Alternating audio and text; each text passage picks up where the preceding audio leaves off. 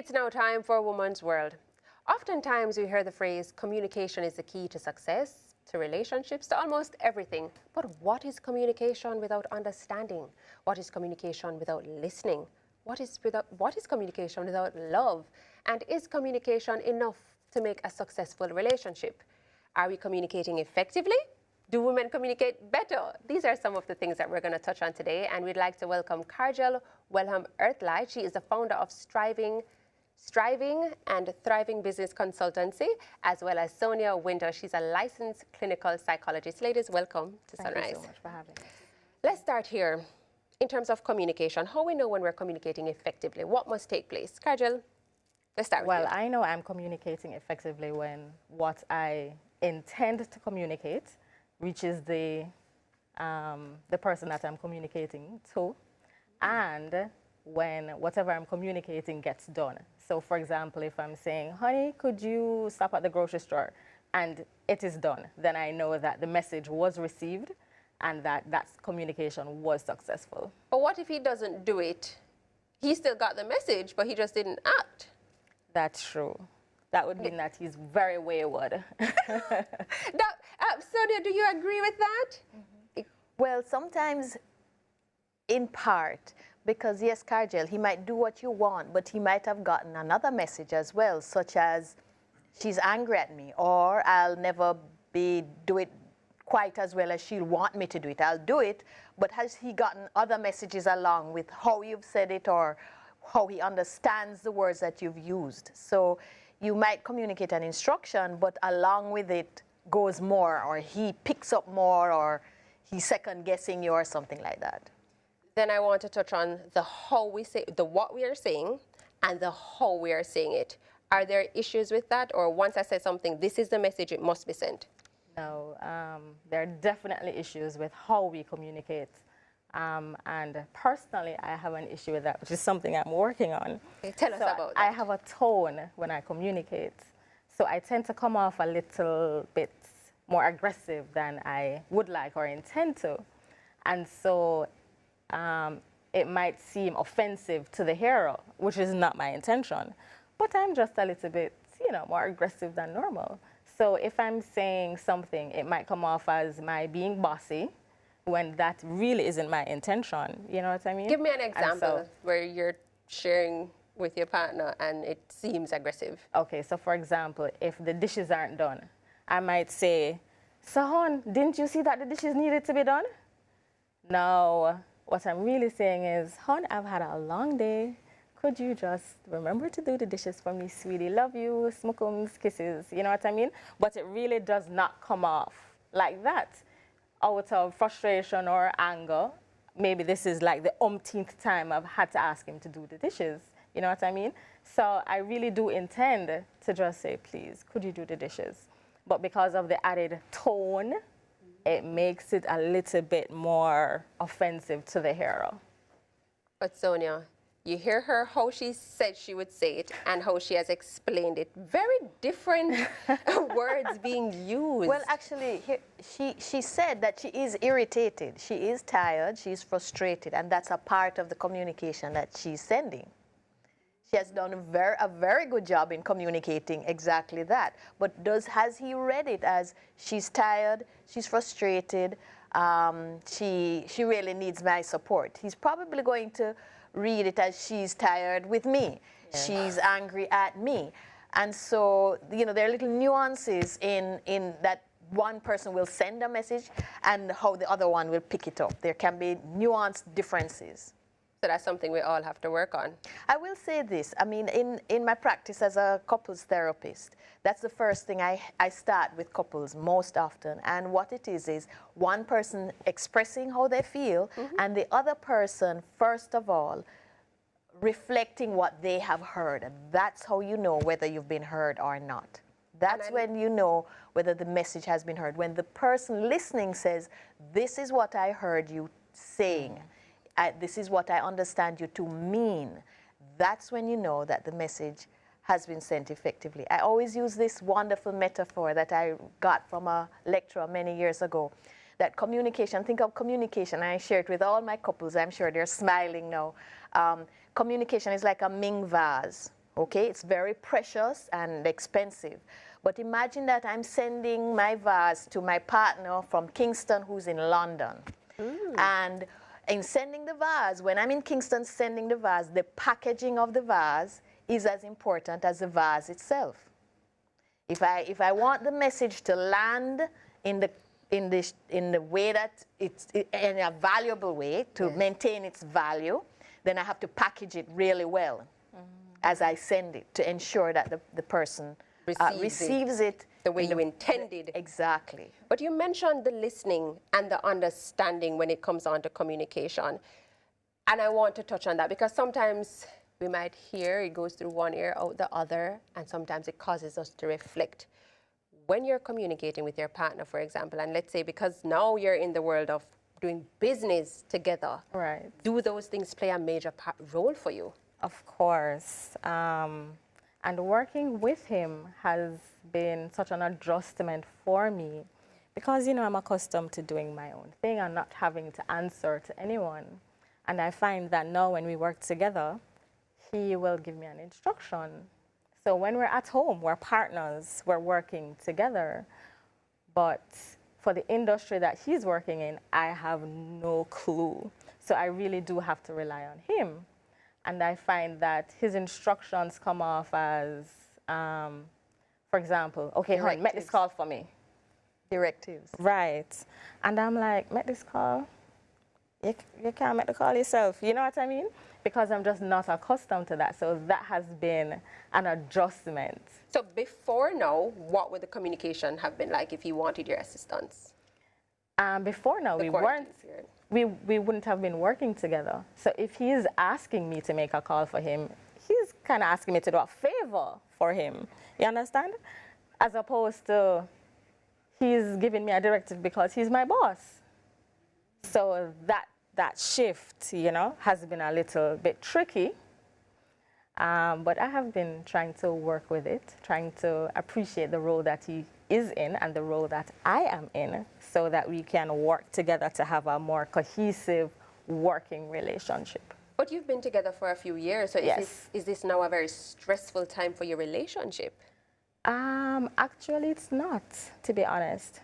With COVID, we have been spending a whole lot more time together. Sometimes I tease him and tell him, boy, this is the most I've seen you in the 11 years that we've been together, because he's normally a night person and I am not. So most of the times he would be coming in late. But no, with curfew and everything, you know, he has been coming in earlier. And so it's us spending time together at home plus us spending time together at work. So yay for the quarantine. I know, right? Thank God for curfew. The thing about the quarantine, though, is that it has brought on so much uncertainty. It has created a lot of anxiety for a lot of people. And those emotions can get packed into the communications with our partners. True. And that's where the communication can become a little disrupted, because I'm feeling frustrated about not knowing what's going to happen to my business, for example. I'm feeling frustrated about having to deal with the kids all day. And so when I'm asking for a favor at home for my partner to do something for me, or if I need support, I'm communicating a need, any form of need. Those emotions can be easily packed in and therefore misinterpreted by my partner who's receiving it. So I think that's an added layer of complexity that this whole COVID and being quarantined away and the uncertainty and the fear can impact on how we communicate and then how effective our communication is as a result. In terms of your own personal life as well, prior to COVID and now with the adjustment, what is the communication like? Is it more stressful now or is it easier now? Well, I've been married for 23 years. So our communication has kind of hit a rhythm, I would say. So for us, it has ups and downs as well. There are times when I'm just exhausted and he's the first target in sight, so he gets the bullet, sort of a thing, you know. But a lot of times it's good having company, having somebody to share how you're feeling about all of this, to talk about it. There's so much information coming in on the newsways, to have somebody to dissect it with.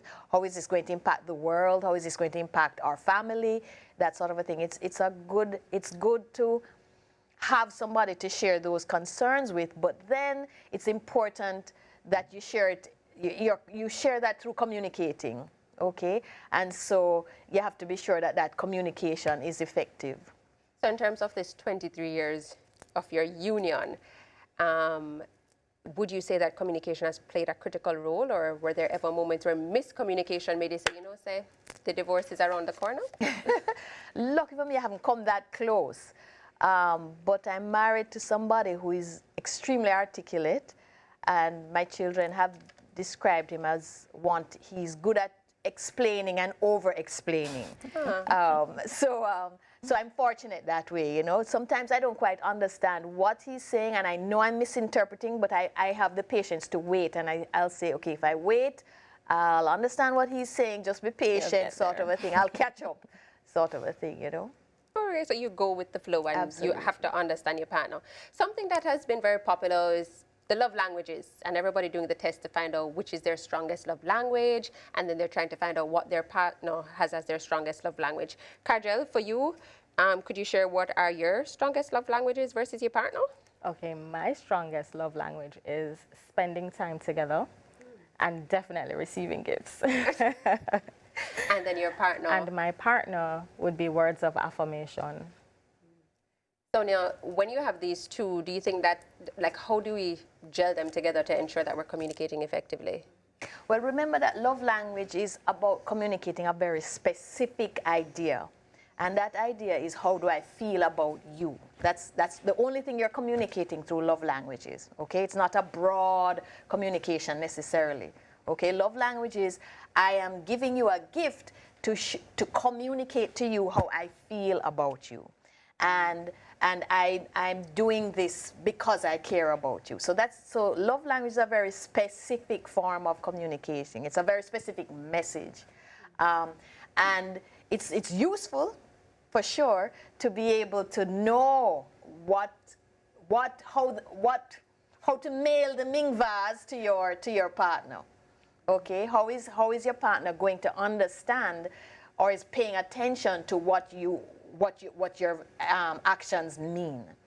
And sometimes it's good enough to know your own love language, and it's good enough to know your partner's as well, so that even though gift giving might not be my thing, if I know that it's what he does, then I'll know if he's giving me something like a chocolate or something, then I'll know, okay, doesn't work for me, but I know what his intention is, and so that I get the message anyway. All right, so we touched a little bit in terms of our intimate partners. Now I want to move on to even just the family, whether it's your siblings, your parents, and the children. How do we effectively communicate with them? Give me some examples of some good and some bad times. Well, I think the same is very true. You know, it's called clarifying. So, you know, particularly with children, helping them to understand their emotional world is very important. So a child might come into a room and is bouncing off the walls. Mommy, I don't want to sit in front of the laptop right now. I want to play. Well, that's a very clear communication, okay? And if it would happen like that all the time, then we wouldn't have too much trouble. The problem is that usually I come into a room and I'm bouncing off the walls. And I'm having cabin fever. I just can't sit here. My attention span is short. I can't continue. But the child is not able to communicate that. And so the parent, to the extent that they're able to say, I think it is that you're really frustrated right now. You want to see your friends. You need to interact. You've had enough time on the computer. So helping them to understand what's happening to them, so that they can, as they go forward in life, better communicate their needs and what they're going through this is a wonderful opportunity to do that. But it's important that parents are able to see behind the behavior to understand what's happening to the child and help them to identify it for themselves. Is there a difference between speaking at a child versus with a child? Well, speaking at a child is where you're giving them, it's like a one-way communication. I'm telling you something, and whatever your response is really irrelevant, quite frankly. What's most important is what I have to say to you. And the feedback is irrelevant. That's speaking at. Speaking with a child is a dialogue where I say something and I'm interested in what you have to share back with me. And it's a give and take. I'm giving, you're receiving, you're giving, and I'm receiving. And it's a sharing of two people's what's going on internally. Does trust allow us to communicate better or deeper? Even in the professional setting, if we trust the other party, do we communicate more effectively or with more clarity? Not necessarily. I think that trust has to do with giving the person the benefit of the doubt. So if you say something to me, for example, Karjel, because your husband trusts you, trust that you care about him, trust that you have his best interests at heart, then when you snap at him, will you please wash the dishes, he trusts that, he can trust that it's frustration. It's not that you're about to poison him or something. He can trust that what you say is about the dishes and not about him or your relationship. So I think that trust enhances my ability to cut you some slack when there are other things packed into your communication. Can you give me an example of how trust has helped you? Because I saw you nodding in the affirmation that yes, trust has helped trust helps with the communication. Well, Sonia gave a great example. When you, with the whole snapping thing, and my husband can trust that, okay, she's not being, well, maybe she's being a little irrational, but there must be a reason behind it. So he's trusting that there is a reason why I'm behaving the way that I am behaving. So yes, it can help with communication. In the professional settings, how do we agree to disagree? Because it's no longer your friends or your family, so that's getting to that, we have one, you have one side, I have one side, but let's agree to disagree. How does that play out? Well, I think that's why there's a hierarchy in the organization. Sometimes if we disagree, that might be an interesting academic fact that has no bearing on what we're going to do, because if I'm the boss, then it's probably what I'm going to do, even if we disagree. So I think the hierarchy matters. I think perhaps expertise matters. You know, I might be the boss, but you're the expert in communication. So we'll go with your strategy for now, even though we disagree. So I think there are other factors that are relevant in the organizational structure in terms of disagreeing that come to play when individuals disagree. When we type in caps lock. I'm sorry to interrupt you. But I also think that it is important to disagree if there is a point to stand on. So even though you are the boss and you might have a wonderful idea, not because I am not the boss, I'm not going to be able to say, well, sir, maybe I can have an input here, and you know, this proposal that you put forward, I don't agree with it because, and just express it in a respectful manner. If the boss wants to take it or not, that is up to him. But I would want to feel as if I communicated how I was feeling about that particular thing. I know you have your own business, but in terms of previously when you worked for other people, as a woman, did you feel sometimes that you had to be in a little box and were, you know, stifled and you weren't speaking up when you had a disagreement? No, I don't. I was always encouraged to speak my mind. I was always encouraged to share my ideas. So that has really not been a problem for me, to be honest. Fair enough. I was going to move on to when we're typing in caps lock, whether it's in text messages or, you know, those passive-aggressive emails in the workspace. How do we receive those? Well, funny, I got, in interacting with a customer recently, I gave them a report that they were not pleased with. And when one of the managers responded via email, it was in all caps. Words were highlighted in red and underlined. So I obviously knew that they were not pleased, and they wanted to let me know that they were not pleased. So in an instance like that, I mean, it's still business, and respect should be the order of the day. So how did you maneuver after that? Well, in any relationship, once you know better, you have to be the one to step up and do better. So if somebody is being disrespectful or not communicating, they are allowing their emotions to take control of them, then it is up to you. You have to remain professional. It is up to you to kind of guide the conversation in a particular way so that it is not adding fuel to the fire and it is kind of helping to mitigate what is going on. So you just have to maintain your level of professionalism at all times. No matter how much it burn you and you want to cuss, but no, you have to be professional. And that's it. We're going to touch a little bit back on the whole intimate relationships or in the family setting. Happy wife, happy life. Does that cause men to not speak up as much? Yes, it's a rule that has no place in my practice, at least. Okay, because if all you're trying to do is if your communication is about suppressing how you feel in order for there to be peace in the household, that is not a sustainable arrangement. You're not going to have a satisfying relationship if you are about always suppressing how you feel in order for there to be peace and quiet in your life.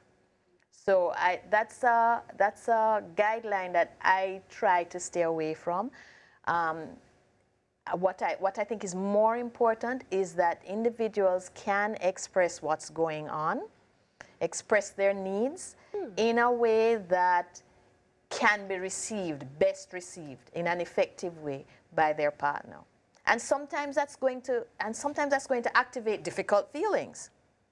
And that's okay. Psychiatrist, so she is different. But do you believe in happy wife, happy life? So, in my relationship, I am the more aggressive person, and I also talk a lot.